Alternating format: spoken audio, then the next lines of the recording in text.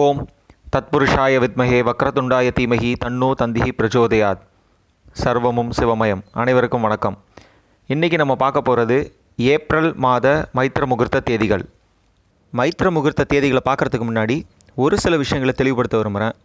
முதல் விஷயம், நிறைய பேருக்கு இருக்கிற சந்தேகம் என்னென்னா, ஒவ்வொரு சேனலில் ஒவ்வொரு தேதியும் நேரமும் பதிவிடுறாங்க. இதில் எது சரியான நேரம் அப்படின்னு கேட்குறாங்க. இந்த தேதிகளை எடுக்கிறதுக்குன்னு ரூல் இருக்குது. அது என்ன அப்படிங்கிறத நான் டீட்டெயிலாக ஒரு தனி பதிவிலேயே போட்டிருக்கேன்.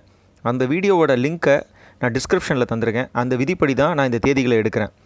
இது ஒருத்தர் யூஸ் பண்ணுற பஞ்சாங்கம் பொறுத்தோ இல்லைனா சாஃப்ட்வேர் பொறுத்தோ இந்த தேதியும் நேரமும் மாறுபடும்.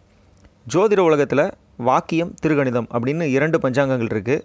இந்த பஞ்சாங்கங்களை அடிப்படையாக வச்சு தான் இந்த தேதிகளும் இந்த சாஃப்ட்வேர்களும் உருவாக்கப்பட்டிருக்கு. இதில் எது சரி அப்படிங்கிற பஞ்சாயத்து இன்னும் முடியவும் முடியாது. ஸோ அதுக்குள்ளே நம்ம போக வேண்டாம். இப்போ உங்களுக்கு இந்த டிஃப்ரென்ஸ் ஏன் வருது அப்படிங்கிறது புரிஞ்சிருக்கும்னு நினைக்கிறேன். அடுத்த விஷயம், மைத்திர முகூர்த்த தேதி யூஸ் பண்ணால் என் கடன் கண்டிப்பாக தீர்ந்துடுமா அப்படின்னு சிலர் கேட்குறீங்க. உங்கள் ஜனனகால ஜாதகம் என்ன சொல்லுதோ அதுதான் தீர்ப்பு, ஃபைனல் வேர்டிக்ட் அப்படின்னு சொல்லுவாங்க இல்லையா, அந்த மாதிரி. ஜனன ஜாதகத்தில் என்ன கொடுப்பனை இருக்கோ அதை நம்ம அனுபவிச்சே தாங்க ஆகணும். 6ஆம் அதிபதி 2ஆம் இடத்தோடோ அல்லது 2ஆம் அதிபதியோடோ தொடர்பு இருந்தால் ஒன்று கடன் மூலம் வருமானம் வரும். ஜாதகர் கடன் போய் கேட்டால் ஈஸியாக கிடைக்கும். அவர் வாங்கிட்டே தான் இருப்பார், அது அவருடைய இயல்பு. ஒரு சிலருக்கு வேலை, அதாவது டெய்லி ஜாப் மூலமாக வருமானம் வரும். இதில் எது உங்களுக்கு அப்படிங்கிறத உங்கள் கட்டம் தான் சொல்லணும்.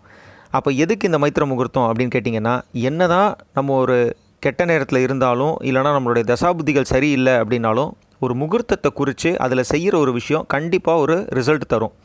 நம்பிக்கை தான் எல்லாமே, இல்லைங்களா? சரி வாங்க, இப்போ தேதிகளை பார்க்கலாம்.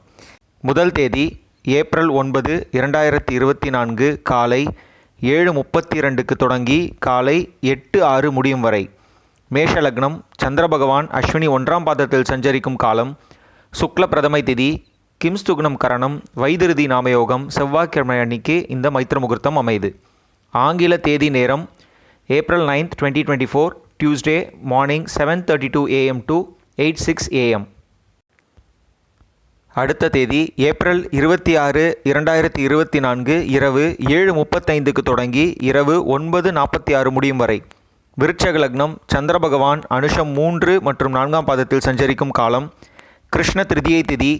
வணிசை மற்றும் பத்திரை கரணம் கூடிய நாளில் வரியான் நாமயோகம் அன்று வெள்ளிக்கிழமை அன்னைக்கு இந்த மைத்திர முகூர்த்தம் அமைது.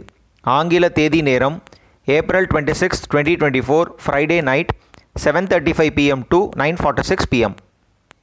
இந்த தேதிகளை நீங்கள் மட்டும் உபயோகப்படுத்தாமல் உங்கள் ஃப்ரெண்ட்ஸ், ரிலேட்டிவ்ஸ் அப்படின்னு எல்லாருக்கும் சொல்லுங்கள்.